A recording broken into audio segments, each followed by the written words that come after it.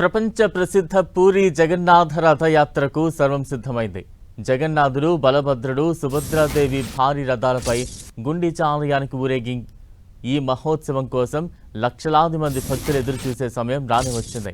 ఇవాళ సాయంత్రం 4 గంటలకు జగన్నాథుడి రథచక్రాలు కదలనున్నాయి. ప్రపంచంలోనే అత్యంత వైభవంగా నిర్వహించే హిందూ ఆధ్యాత్మిక ఉత్సవాల్లో పూరి జగన్నాథ రథయాత్ర ఒకటి. ప్రతి ఏడాది ఒడిశాలోని పూరి క్షేత్రానికి దేశ విదేశాల నుంచి లక్షలాది మంది భక్తులు తరలివచ్చి ఈ మహోత్సవాన్ని ప్రత్యక్షంగా వీక్షిస్తారు. జగన్నాథుడు, అన్నయ్య బలభద్రుడు, సోదరి సుభద్రాదేవి భారీ రథాలపై ఆలయం నుంచి గుండీచా ఆలయానికి ఊరేగే ఈ యాత్ర భక్తి, సమానత్వం, ఆధ్యాత్మికతకు ప్రతీకగా నిలుస్తాయి. దేశం నలుమూలల నుంచి భక్తులు ఈ రథయాత్రలో పాల్గొంటారు. ప్రతి ఏడాది పూరి జగన్నాథ యాత్ర ఆషాఢ మాసం 2వ రోజు అనగా శుక్లపక్షం విదియ రోజు ప్రారంభమవుతుంది.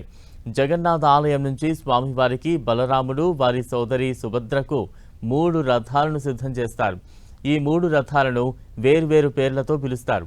జగన్నాథుని రథాన్ని గరుడధ్వజ లేదా నంది ఘోష అని పిలుస్తారు. బలరాముని రథాన్ని తాళధ్వజ అని, సుభద్రాదేవి రథాన్ని పద్మరథం లేదా దర్పదాలన్ అని అంటారు.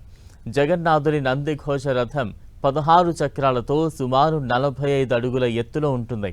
బలభద్రుడి తాళధ్వజ రథం ఆకుపచ్చ, ఎరుపు రంగుల అలంకరణలతో ప్రత్యేకంగా కనిపిస్తుంది. సుభద్రాదేవి పద్మరథం 12 చక్రాలతో నలుపు, ఎరుపు రంగు వస్త్రాలతో అలంకరించబడుతుంది. ఈ యాత్రకు భారీ ఏర్పాట్లు చేసింది ఒడిశా సర్కార్.